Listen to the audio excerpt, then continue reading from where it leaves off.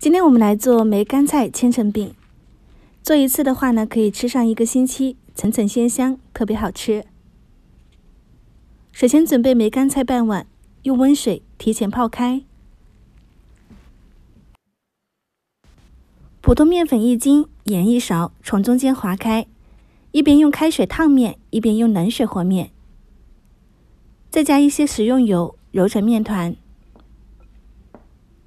揉至光滑细腻，盖上盖子，松弛20分钟。梅干菜泡好后呢，挤干水分，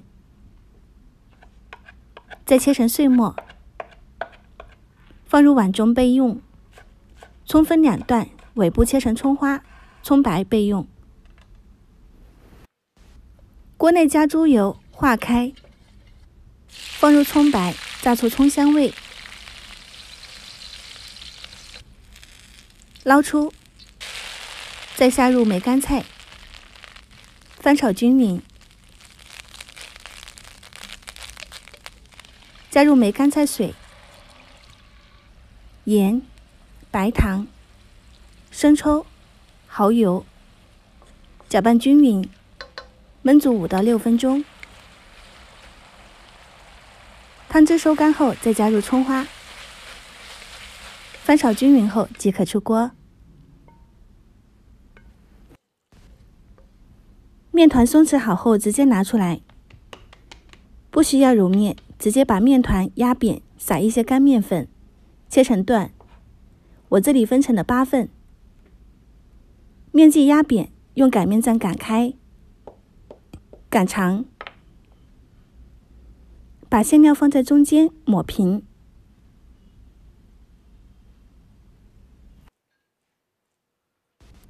两边对折收口，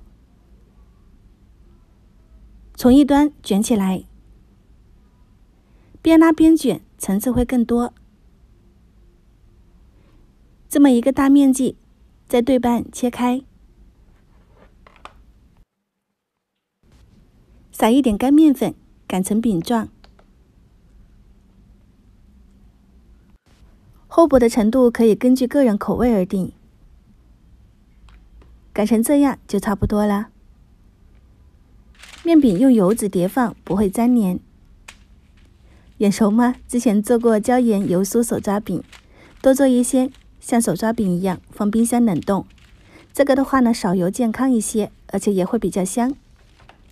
下次早餐的话呢，就只需要3分钟就搞定了。吃的时候干锅烙。想吃香一些的话呢，就需要放油烙；想吃酥脆一点的话呢，就不需要加油。烙到两面微黄，就可以出锅了。这个和街边烤的口感呢也差不多，自己在家就可以做，食材简单，味道好。口味的话呢是咸甜口，撕开每一层都有梅干菜，外面酥脆，里面柔软，层层鲜香。今天的话呢就分享到这里，喜欢我的视频就关注我吧，我是夏妈，我们下期再见。